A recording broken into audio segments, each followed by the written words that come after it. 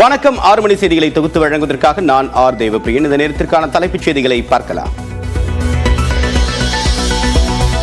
Cinema செய்தியை பார்ப்பதில்லை என விஜய் குறித்த கேள்விக்கு துணை முதலமைச்சர் உதயநிதி பதில். முதலமைச்சரை மக்கள்தான் தேர்வு செய்கின்றனர் என்று ஆதவ் அர்ஜுனாவுக்கு பதிலடி.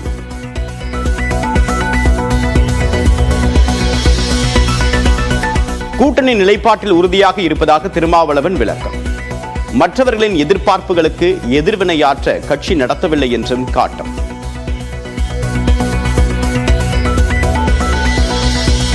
வங்கக்கடலில் உருவானது புதிய காற்றழுத்த தாழ்வு பகுதி. நாளை மறுநாள் முதல் மீண்டும் கனமழை தொடங்கும் என்று வானிலை மையம் கணிப்பு.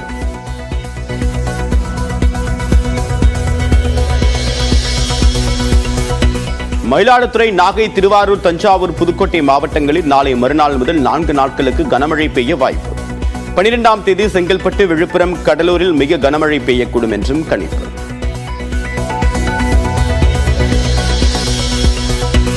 திருவண்ணாமலை மகாதீப மலையில் ஏறிச் சென்று இன்று ஆய்வு செய்கிறது வல்லுநர் குழு.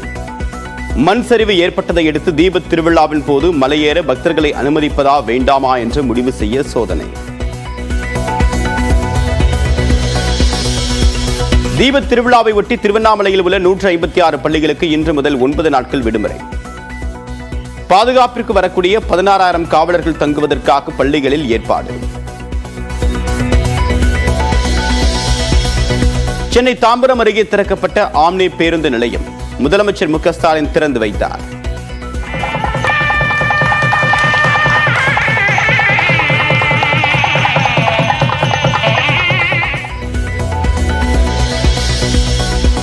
முல்லை பெரியாறு அணையில் பராமரிப்பு பணிகளை அனுமதிக்காத கேரள அரசுக்கு எதிர்க்கட்சித் தலைவர் எடப்பாடி பழனிசாமி கண்டனம். பராமரிப்பு பணிகளை உடனடியாக தொடங்க திமுக அரசுக்கு வலியுறுத்தல்.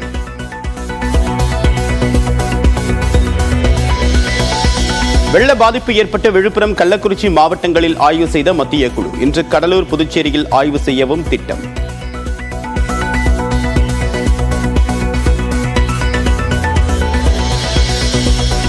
பேரிடர் நிவாரண நிதியில் மாநில பகிர்வை மட்டுமே மத்திய அரசு வழங்கியிருப்பதாக அமைச்சர் தங்கம் தென்னரசு தகவல். பெஞ்சல் புயல் பாதிப்புக்கு தனியாக நிதி வழங்க வேண்டும் என்றும் கோரிக்கை.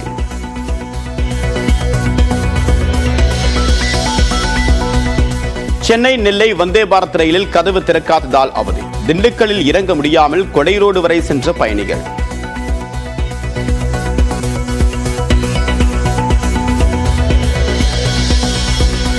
திண்டுக்கல் அருகே நீச்சல் பழக சென்ற சிறுவர்கள் 3 பேர் குளத்தில் மூழ்கி உயிரிழப்பு. உடல்களை கண்டு கதறி அழுத உறவினர்கள்.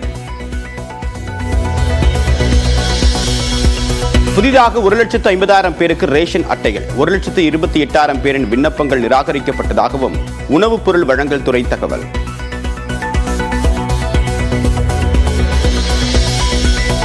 சபரிமலை ஐயப்பன் கோவிலில் நடிகர் திலீப் நீண்ட நேரம் என்று தரிசனம் செய்ததாக புகார். விளக்கம் கேட்டு அதிகாரிகளுக்கு நோட்டீஸ் அனுப்பிய தேவசம் போர்டு.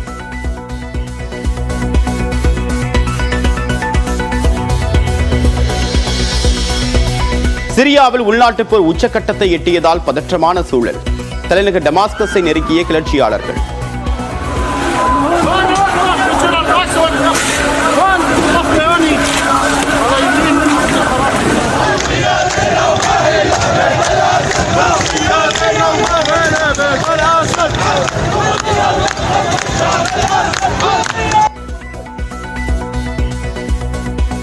தென்கொரிய அதிபருக்கு எதிராக எதிர்க்கட்சிகள் கொண்டு வந்த பதவி நீக்க தீர்மானம் தோல்வி.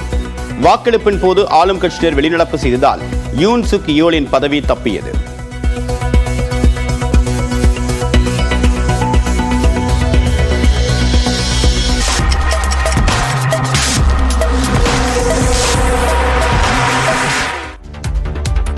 வணக்கம், இது பிரேக் ஃப்ரீ பிரைம் டைம். முழுமையான செய்திகளில் 3 மணி நேர அணிவகுப்பு. முதலில் சூப்பர் 60. இன்றைய நாளில் அறிய வேண்டிய அத்தனை செய்திகளின் விறுவிறுப்பான தொகுப்பு.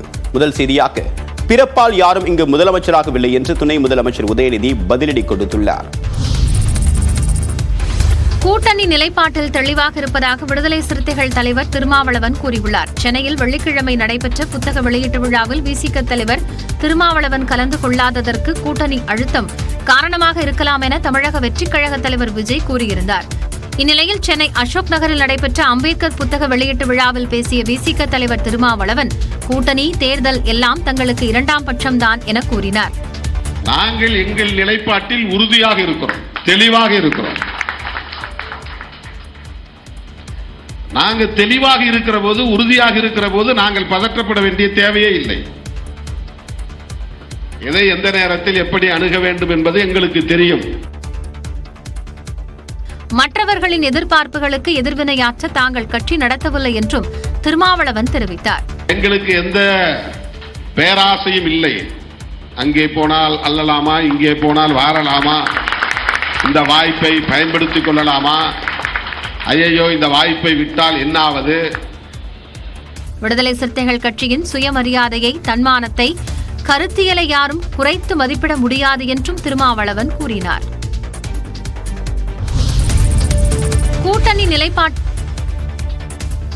தமிழக வெற்றிக் கழக தலைவர் விஜய் குறித்த கேள்விக்கு சினிமா செய்திகளை தான் பார்ப்பதில்லை என துணை முதலமைச்சர் உதயநிதி ஸ்டாலின் பதிலளித்துள்ளார். வேலூரில் உள்ள நறுவி மருத்துவமனை சார்பில் நடத்தப்படும் ஹெல்தி இந்தியா, ஹாப்பி இந்தியா நிகழ்ச்சியை துணை முதலமைச்சர் உதயநிதி ஸ்டாலின் தொடங்கி வைத்தார். பின்னர் செய்தியாளர்களை சந்தித்த அவரிடம் அம்பேத்கர் புத்தக வெளியீட்டு நிகழ்ச்சியில் தமிழக வெற்றிக் கழக தலைவர் விஜய் பேசியது குறித்து கேள்வி எழுப்பப்பட்டது. அதற்கு பதிலளித்த அவர், சினிமா செய்திகளை தான் பார்ப்பதில்லை என கூறினார். தொடர்ந்து தமிழ்நாட்டில் மன்னராட்சி நடப்பதாகவும் பிறப்பால் முதலமைச்சர்கள் தேர்வு செய்யப்படுவதாகவும் விடுதலை சிறுத்தைகள் கட்சியின் துணை பொதுச் செயலாளர் ஆதவ் அர்ஜுன் பேசியது குறித்து உதயநிதி ஸ்டாலினிடம் கேள்வி எழுப்பப்பட்டது. அதற்கு பதிலளித்த அவர், பிறப்பால் யார் இங்கு முதலமைச்சரானது என கேள்வி எழுப்பினார். மக்கள் வாக்களித்துதான் தற்போதைய முதலமைச்சர் தேர்வு செய்யப்பட்டார் என்றும் இந்த அறிவு கூட அவருக்கு இல்லை என்றும் கடுமையாக சாடினார்.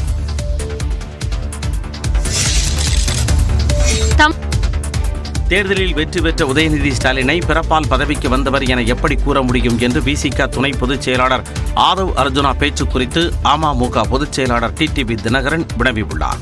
நியூஸ் 18 தமிழ்நாடு தொலைக்காட்சிக்கு பிரத்யேக பேட்டியளித்த அவர், வாரிசுகள் விரும்பி கட்சி பணியாற்றுவதை எப்படி தடுக்க முடியும் என்றும் கேள்வி எழுப்பினார். அவர் பிறப்பால் ஒரு பிறப்பு தான் ஒரு குடும்பத்தில் பிறக்கிறது தகுதிங்கிற அடிப்படையில்ங்கிற அர்த்தத்தில் பேசியிருக்காரா? நான் பார்க்கல. உண்மையாவே யாரா இருந்தாலும் சட்டமன்ற உறுப்பினராகி வர்றப்ப அவங்கள முதல்வராக தேர்ந்தெடுக்கிறதுல சட்ட ரீதியாக ஜனநாயக நாட்டில் எந்தவித தடையும் இல்லை. இந்த நிலையில் திருவண்ணாமலையில் செய்தியாளர்களை சந்தித்த தமிழ்நாடு காங்கிரஸ் தலைவர் செல்வ பெருந்தகை சபையில் பேசும்போது வார்த்தையை அளந்து பேச வேண்டும் என்று ஆதவ் அர்ஜுனாவின் பேச்சுக்கு கருத்து தெரிவித்தார். புரிதல் இல்லாம பேசுறது தான்.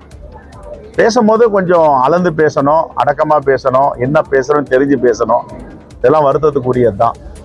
அதனால ஒரு கட்சியை சார்ந்தவர் பேசுறாரு, நம்ம அதுக்கு மேல உள்ள போயிட்டு கிரிட்டிசைஸ் பண்ண விரும்பல. அவரவர்கள் இது சரியா அது தவறான சுய பரிசோதனை பண்ணிக்கிறார். அரசியல் முதிர்ச்சியுடன் கருத்து கூற வேண்டும் எனவும் செல்வ பெருந்தகை குறிப்பிட்டார். கூட்டணி கட்சிகளின் அழுத்தம் காரணமாகவே அம்பேத்கர் நூல் வெளியீட்டு விழாவில் திருமாவளவன் பங்கேற்கவில்லை என அதிமுக துணை பொதுச் செயலாளர் KP முனுசாமி தெரிவித்துள்ளார்.